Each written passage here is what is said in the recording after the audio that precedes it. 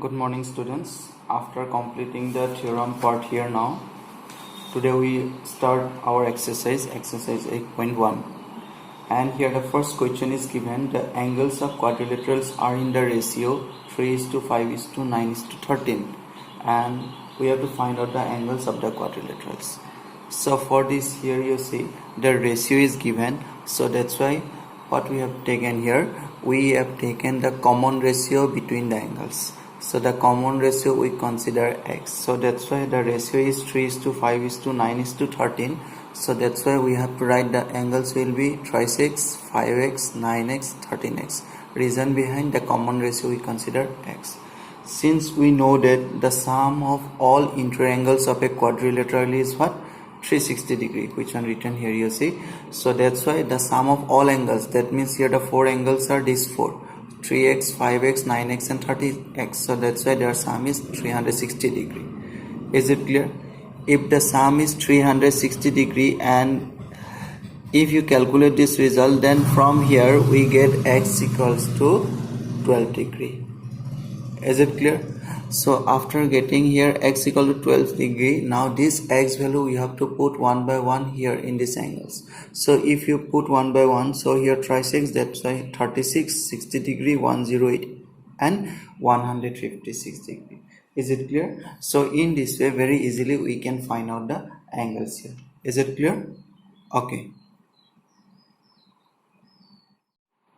Now here the next question is, if the diagonals of a parallelogram are equal, then show that it is a rectangle.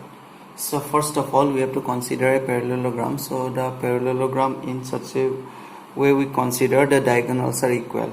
Already given here, if the diagonals of a parallelogram are equal. So that means here the diagonals are we consider AC and BD. So first of all what we have to consider? We have to consider a parallelogram, and which one we consider? A, B, C, D. And what we need to prove? This parallelogram we need to prove a rectangle. So that means here the main thing is what? Here the opposite sides are equal and each angle is how much we need to prove here? 90 degrees. Since in case of parallelogram already we know the opposite sides are equal and parallel. For that reason here what you have to do, how can we prove this one? Let's see here. First of all we consider a triangle ABC. Is it clear? Listen carefully. ABC, this triangle we have to consider, and at the same time another triangle we consider DCB. So two triangles we consider here. So these two triangles are separately here drawn. You see, first one is ABC, another one is DCB. Separately these two triangles are drawn. So now in these two triangles already we can say AC equal to BD, because already given these two, AB equal to DC, given opposite sides of a parallelogram. So that means these two are the parallelogram or not. So that's why obviously we know the opposite sides are what? Equal. So for these two triangles the common side is what? BC. So we write BC equal to BC common. And the last one is we write AC equal to DB. AC and DB both are diagonals or not, and these two are equal, already given to us. So that's why these two are equal. Is it clear? So now here if you see these two diagram, three sides are equally three sides of this triangle. So that's why by side as congruence rule, by side congruence rule, easily we can say these two triangles are congruent. Is it clear? If these two triangles are congruent, now let's see here. If these two triangles are congruent, then what we can say here? Their corresponding parts are also equal. CPCT means what? Corresponding parts of congruent triangles. So that means their corresponding parts are also equal. Since corresponding parts means already we proved the sides are equal, so that means their corresponding angles are equal. So we can say here ABC and DCB, these two angles are what? Similarly this angle is equal to this angles, and another one, third angle is also equal. But here we need this part, so that's why simply we write here angle ABC is equal to angle CB by CPCT. So that's why we write this one. Okay, now after writing this one, now again if you see the diagram, if you see only the sides AB and CD and this BC, if you see only the red lines here, AB and CD are what? Parallel, because it is parallelogram. And in this case we can say BC is what? Transversal. So if BC is transversal, that means their angles on the same sides, the sum of their angles on the same side is what? 180 degree. So that's why here you see here AB is parallel to CD and BC is transversal. So that's why their sum is how much? 180 degree. So since already we prove ABC equal to what? DCB. So in place of ABC what we write? DCB we write, and already DCB is there. So 180 degree. So DCB, 2 times of DCB. So dividing both side by 2, then DCB equal to what? 90 degree. So parallelogram mentioned, so that means opposite sides are equal. Already we know, just we need to prove the interior angle is 90 degree, and which one we proved here. Is it clear? So from here easily we can say it is a what? Rectangle. Is it clear? Okay.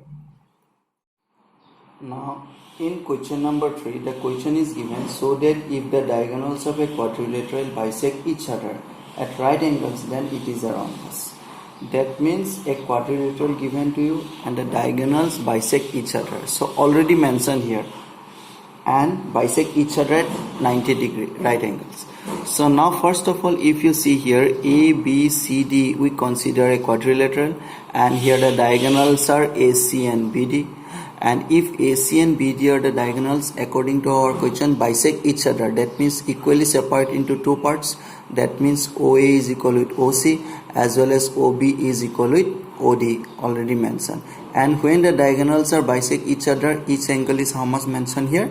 90 degree. So first of all, whatever given we write here. You see OA equal to OC, OB equal to OD, and each angles are what? 90 degree. So our task is what we need to prove here. We need to prove this quadrilateral is a rhombus. So this ABCD quadrilateral is a rhombus, we need to prove. And for this, what we need to prove here, mainly first of all we need to prove this ABCD is a parallelogram. Is it clear? Listen carefully. ABCD we need to prove parallelogram, and at the same time we need to prove all sides are equal, because what is the property of rhombus? Opposite sides are equal and parallel, is not it? Here opposite sides are parallel but all sides are equal. So that's why here parallelogram property with respect to this, if all sides are equal, then easily we can prove it is a rhombus. Is it clear? Okay. Let's see how can we prove this one. So now first of all what we have to do, we have to consider two triangles. One triangle we consider here AOD, and another triangle we consider here COD. So these two triangles we consider. So separately here drawn, AOD and COD, both the triangles separately here drawn. So now first of all, if we consider these two triangles, OA equal to OC already given to us, because diagonal bisect each other, and this one is given to us. So that's why we write this one, OA equal to OC. And after that what we write, in both triangles you see OD is common, so that's why we write OD equal to OD common. And one more thing we know, each angle is how much here? 90 degree, bisect each other at right angles mentioned. That means each and every angle is here 90 degree. So that's why AOD is equal to COD, and both angles are how much? 90 degree each. So now in this case, if you see side angle side, so that means here which criteria we can apply? Side angle side congruence rule we can apply. With the help of side angle side congruence rule, what we can say, these two triangles are what? These two triangles are congruent. So that's why we write here AOD congruent to COD. Is it clear? Okay, now after writing AOD congruent to COD, now next part you see here, this one.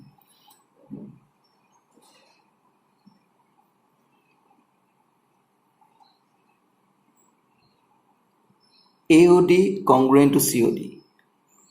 If you see these two diagram, angle we prove, sides are also equal we prove. Now here only the part, which part remain here? AD and CD. So easily we can say by CPCT, by corresponding part of congruent triangles, what we can say, AD is equal to CD. Easily we can say, we put this one. Similarly, if we consider another two triangles, so one triangle we consider suppose AOB, and another triangle we consider suppose BOC. So the same thing, whatever we have done for these two, same thing we can apply here. So in this case, what we can say, AB is equal with BC. So that's why without doing anything, directly we write here in triangle AOB and BOC, what we write, AB equal to BC. That means AB equal to BC we write. Is it clear? And in the same way, if we consider AOD and AOB, AOD and triangle AOB, if we consider these two triangles, here,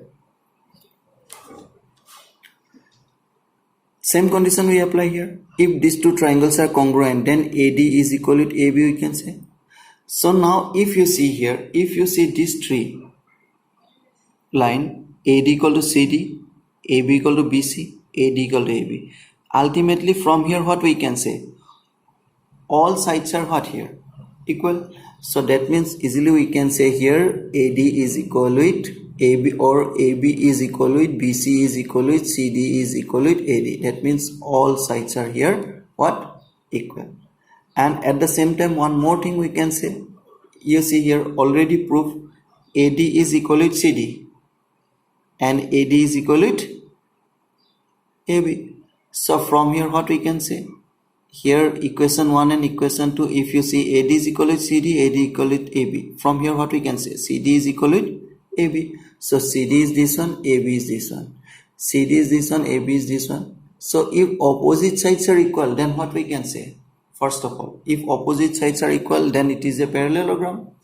And if all sides of a parallelogram are equal, then what we can say, it is a rhombus. So actually the question is not complete here. So your task is what, you have to complete this one. And how can you complete this?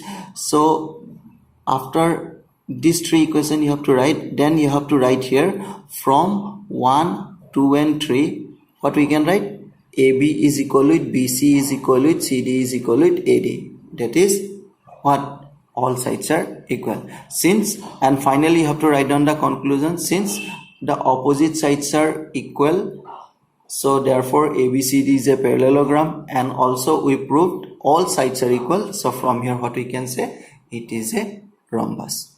Is it clear? Okay. And next, in our next class, we continue from question number 4. Is it clear? So now your task is what, you have to copy these three questions properly, and some example questions are also you have to practice. And if any doubt or any queries are there, then you can ask me. Is it clear? Okay, thank you.